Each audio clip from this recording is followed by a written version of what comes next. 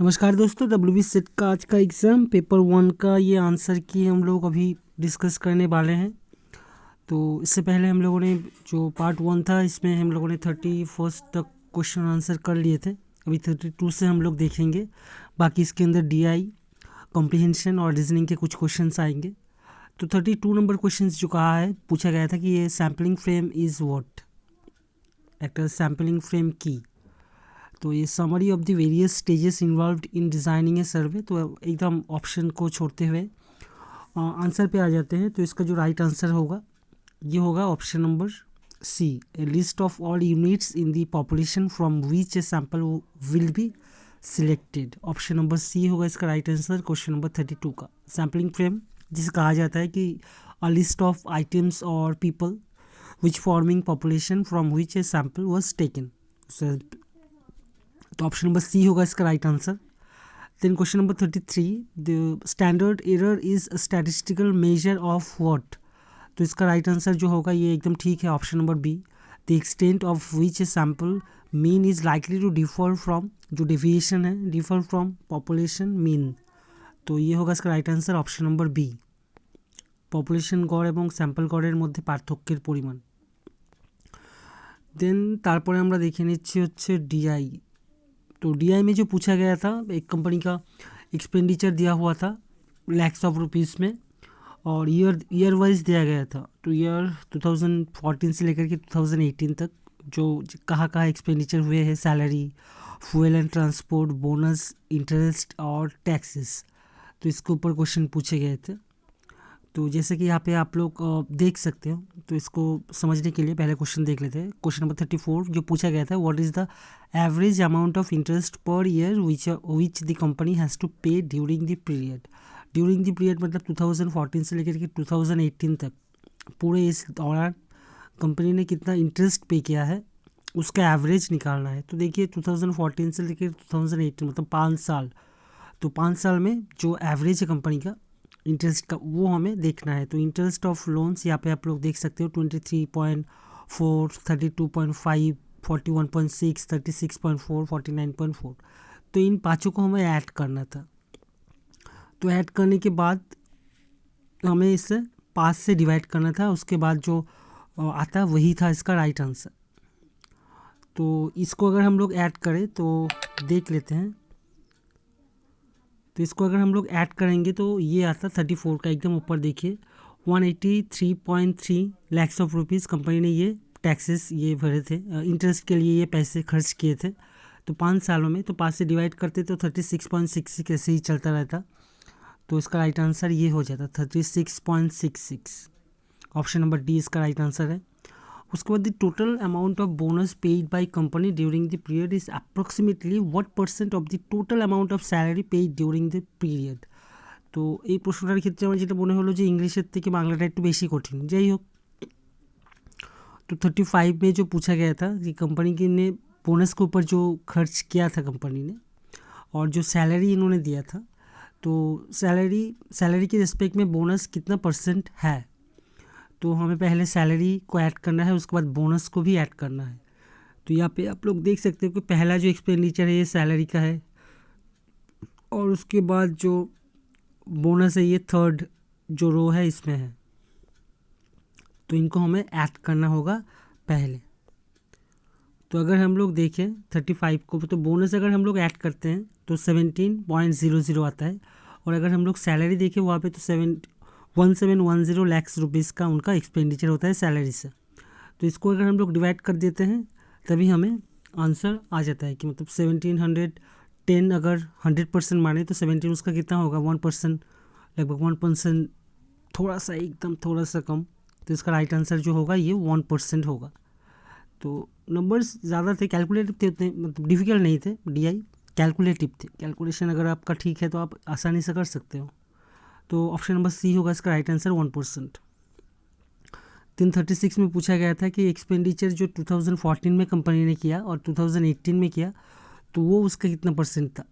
2018 का एक्सपेंडिचर 2014 के एक्सपेंडिचर का कितना परसेंट था। तो इस दौरान हमें जो करना था कि 2014 में जितने भी एक्सपेंडिचर हुए हैं सैलरी इनको ऐड करना है और 2018 में salary, fuel, bonus, interest, taxes इनको ऐड करना था और उसके बाद इनका परसेंटेज निकालना था। तो अगर हम लोग टैक्स की अमाउंट की अगर हम लोग बात करें, तो अगर हम लोग 2014 का एक्सपेंडिचर देखें इस कंपनी का तो 495.4 आता है और जो 2018 में इनका एक्सपेंडिचर था ये 713 लाख रुपीज़। तो ये अगर परसेंटेज के हिसाब से करें तो ये 69, 2014 में इसका एक्सपेंडिचर था ये 2018 के रिस्पेक्ट में 69% था। 37 नंबर क्वेश्चन जो पूछा गया था कि जो रेशियो था कंपनी के टोटल एक्सपेंडिचर ऑन टैक्सेस के ऊपर और जो फ्यूल एंड ट्रांसपोर्टेशन के ऊपर कंपनी ने खर्च किया, तो उसका हमें अप्रोक्सीमेट जो रेशियो है ये बताना था। जो टैक्स एंड फ्यूल, जो टैक्स का एकदम लास्ट वाला जो रो है और फ्यूल जो कि सेकंड है, फ्यूल एंड ट्रांसपोर्टेशन, तो इनका रेशियो हमें बताना था। तो पहले हमें टैक्स को ऐड करना था, उसके बाद रेशियो को ऐड करना था। अगर हम लोग टैक्स को ऐड कर लेते तो 451 आता है और अगर फ्यूल एंड ट्रांसपोर्ट को देखें तो कंपनी की एक्सपेंडिचर था 586 लैक्स ऑफ रुपीज़। तो इसमें जो होता है इसका अगर हम लोग रेशियो निकालते हैं तो इसका राइट आंसर जो हो जाता है ये 3/4 रेशियो हम लोग कह सकते हैं। जो एक्चुअली जो रेशियो था ये लगभग 3/4 के आसपास था। तो इसका राइट आंसर जो हो जाता है ये 10-13, ऑप्शन नंबर बी 10:13 ये आता है इसका right answer, option number B 37 का। अभी उसके बाद ये जो डायग्राम दिया गया था यहाँ से भी सवाल पूछे गए थे, ये भी बहुत अच्छे थे। तो पहले जो क्या करना है कि इस क्वेश्चन के लिए आपको जो ट्रायंगल से क्या रिप्रेजेंट करता है, सर्कल से क्या रिप्रेजेंट करता है, स्क्वायर क्या रिप्रेजेंट करता है, ये थोड़ा सा अलग से मेंशन करना बहुत ज़रूरी है। तो यहाँ पे जो कहा गया था कि following diagram rectangle represent main, triangle represents educated. जो ट्रायंगल के अंदर में है जैसे कि 4, 11, 5 ये ट्रायंगल के अंडर में है, 4, 11, 5 ट्रायंगल के अंडर में है, तो ये सब जो है एडुकेटेड है। सर्कल रिप्रेजेंट क्या करता है, अर्बन। सर्कल के अंदर देखिए 10, 8, 12, 6, 4, तो ये सब अर्बन है। और तो ये पहले हमको अलग से डिफाइन क्या करता है ये पॉइंट आउट करना है, उसके बाद क्वेश्चंस पे आना है। तो 38 पूछा गया था which one of the following represent educated men but not urban. वो एडुकेटेड मेन है लेकिन अर्बन नहीं है, तो अर्बन कौन सा रिप्रेजेंट करता है, चलिए आइए देख लेते हैं, आसानी से समझने की कोशिश करते हैं। तो पहले इस तरह के क्वेश्चन में कि कौन सा क्या डिनोट करता है ये अलग से लिख लीजिए। तो जैसे वहाँ पे कहा था रेक्टेंगल के अंदर में जो है ये मेन है, जो ट्रायंगल के अंदर में है ये एडुकेटेड है, जो सर्कल के अंदर में है ये अर्बन है और जो स्क्वायर के अंदर में है ये गवर्नमेंट एम्प्लॉय है। तो 4 ये चीज़ मेंशन किए गए थे।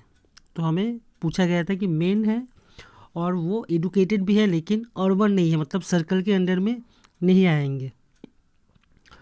तो इस डायग्राम पे फिर आते हैं, देखिए 4, 11, 5 ये जो है ये ट्रायंगल जो रिप्रेजेंट करता है ये एडुकेटेड, ट्रायंगल एडुकेटेड रिप्रेजेंट करता है। तो ये 4, 11, 5 ये तीन ही जो है ये एडुकेटेड है। अर्बन इनमें से कौन नहीं है, अर्बन कौन सा रिप्रेजेंट करता है अर्बन को, सर्कल जो है अर्बन को रिप्रेजेंट करता है। तो ये 4 सर्कल के अंदर में है तो ये अलग हो गया। उसके बाद और एक क्राइटेरिया दिया गया था यहाँ पे कि जो है ये अर्बन नहीं है, तो सर्कल के अंदर में 4 ये अलग हो गया। और एडुकेटेड है और मेन है, तो मेन रिप्रेजेंट करता है जो रेक्टेंगल के अंदर में है, तो 11 और 5 बचे। अभी 5 रेक्टेंगल के अंदर में नहीं है तो मतलब ये मेन नहीं है, बाकी बचा सिर्फ 11। तो राइट आंसर जो होगा ये होगा ऑप्शन नंबर डी 11। इसको अगर हम लोग आसानी से एकदम देखें तो यहाँ पे ये देखिए एडुकेटेड और मेन पूछा गया था, तो एक ही नंबर ये ऐसा था 11 जो कि रेक्टेंगल के अंदर में था और ट्रायंगल के अंदर में भी था। अभी क्वेश्चन नंबर 39 जो पूछा गया था कि ऐसे को आइडेंटिफाई करना था जो कि सर्कल के अंदर में मतलब अर्बन भी है और रेक्टेंगल मतलब मेन है और स्क्वायर मतलब गवर्नमेंट एम्प्लॉय भी है। तो इसमें जो ऑप्शंस दिए गए थे क्वेश्चन नंबर 39 में which one of the following represents urban main government employees. तो अर्बन मेन गवर्नमेंट एम्प्लॉयज़ जो थे, यहाँ पे अगर हम लोग पिक्चर को देखें तो ये जो है ये अर्बन है। तो अर्बन कौन सी चीज़ को रिप्रेजेंट करता है? अगर आपने डायग्राम अच्छे से, मतलब डायग्राम अगर यहाँ पे होता तो हम लोग आसानी से समझ पाते। जो भी हो, तो अर्बन मतलब सर्कल। तो सर्कल के अंदर में देखिए बहुत 5 नंबर हमें दिख रहे हैं, 8, 12, 10, 6 और 4। अभी मेन भी है, मतलब रेक्टेंगल के अंदर में भी है। तो 8 जो है ये निकल रहे हैं, 10 भी कैंसिल हो रहा है क्योंकि ये रेक्टेंगल के अंदर में नहीं आ रहे हैं। तो बाकी बच्चे अभी 12, 6 और 4। लास्ट में बोला गया है कि गवर्नमेंट एम्प्लॉई है जो कि स्क्वायर के अंदर में है। तो 12, 6 और 4 ये जो नंबर बचे, इनमें से सिर्फ जो नंबर 6 है ये जो है स्क्वायर के भीतर आते हैं। तो मतलब गवर्नमेंट एम्प्लॉई इन तीनों में सिर्फ 6 है। तो ऑप्शन नंबर बी हो जाएगा इसका राइट आंसर। अभी यहाँ पे क्वेश्चन नंबर 40 जो पूछा गया था, what is represented by the number 4। तो नंबर 4 देखिए कहाँ पे है। नंबर 4 एकदम मिडिल में रेक्टेंगल के अंदर में आते हैं। नंबर 4 सर्कल के भीतर भी है। और नंबर 4 जो है ट्रायंगल के अंदर में है। नंबर 4 सर्कल के अंदर में है और नंबर 4 रेक्टेंगल के अंदर में है। मतलब 3 जो चीज़ें हैं, 3 चीज़ें नंबर 4 रिप्रेजेंट करता है, सिर्फ जो स्क्वायर का पोर्शन है इसको छोड़ के। तो स्क्वायर रिप्रेजेंट करता है गवर्नमेंट एम्प्लॉई को। तो बाकी जो 3 चीज़ें हैं, अर्बन है, नंबर 4 एडुकेटेड है और मेन है, इन 3 चीज़ों को रिप्रेजेंट करता है। Option number B, urban, educated, men, option number B. अभी यहाँ पे जो क्वेश्चन पूछा गया था तो इसको थोड़ा समझते हैं। ये भी आसान था 41 वाला। तो यहाँ पे अगर आप लोग पिक्चर देख पा रहे हो तो देखिए यहाँ पे पहले क्वेश्चन नंबर 41 क्वेश्चन मार्क दिए स्टार्ट हुआ है, ALKLO, उसके बाद वुड और उसके बाद TLRIA, मतलब वुड TLRIA, इनमें रिलेशनशिप है। इस रिलेशनशिप को देखकर हमें बताना है कि ALKLO इसके आगे क्या बैठेगा। तो देखिए यहाँ पे टी, अगर हम लोग एकदम लास्ट वर्ड की बात करें, टी के बाद 2 घर छोड़ दीजिए, UVW, उसके बाद एल के बाद 2 छोड़ दीजिए, MNO। तो ऐसे 2 पोजीशन ब्रेक करके एक वर्ड यहाँ पे, मतलब एक अल्फ़ाबेट यहाँ पे लिया गया है। तो उसी तरह अगर हम लोग यहाँ पे देखें, A पहला है तो मतलब BC कैंसिल करना पड़ेगा, यहाँ पे आएगा D, उसी तरह LMN कैंसिल, उसके बाद O। तो इसी तरह जो आंसर हो रहा है ये डोनर, DONOR, ऐसे 2 घर छोड़ के ये आंसर जो है इसको क्वेश्चन को किया गया है। ऑप्शन नंबर ए होगा इसका राइट आंसर।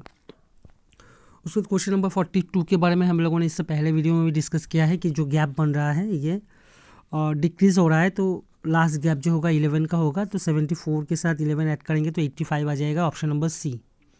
43 का भी बोला गया है कि ये जो डिक्रीजिंग, ये भी डिक्रीजिंग ऑर्डर में है। तो 18 इसके पहले था 1/16, ऑप्शन में 1/16 नहीं है, 3/48 है। तो 1/16 और 3/48 एक ही बात है, एक ही इक्वेशन है। 44 भी हम लोगों ने डिस्कस किया था कि ऑप्शन नंबर बी 202.50.20.148 ये हो इसका राइट आंसर होगा। वर्चुअल मेमोरी में भी हम लोगों ने इससे पहले वीडियो में कहा है कि जो वर्चुअल मेमोरी है, मेन मेमोरी है, लार्ज मेन मेमोरी है, लेकिन वर्चुअल नाम में ही है इसका कि ये एक इल्यूशन है, मतलब असल में नहीं, ये रैम को समझाता है, जो कि वोलाटाइल मेमोरी भी है। आगे हम लोग देखते हैं, जो पैसेज था ये छूट गया था हमें पार्ट 1 के वीडियो में। तो यहाँ पे जो पहला क्वेश्चन पूछा गया था, which of the following options is closest in the meaning of the word behemoth as used in the passage. तो बेहेमथ जो यूज़ किया गया है इस पैसेज के रिगार्डिंग, तो ये a powerful organisation, option number C होगा इसका राइट आंसर, जो कि एकदम पहले पैराग्राफ में ही मतलब कहा गया था बेहेमथ यहाँ पे। Almost all sports federation had fallen in line except one behemoth, मतलब एक बड़े से ऑर्गेनाइजेशन की करी जा रही है, तो ये powerful organisation option number C होगा इसका right answer. Then question number 47 जो था, which of the following statement is not implied in the passage, तो इस पैसेज में कौन सा जो स्टेटमेंट है ये मतलब कहा नहीं गया है, तो इसका जो राइट आंसर होगा ये होगा option number B, sports person may try all means to win. Option number B होगा इसका राइट आंसर।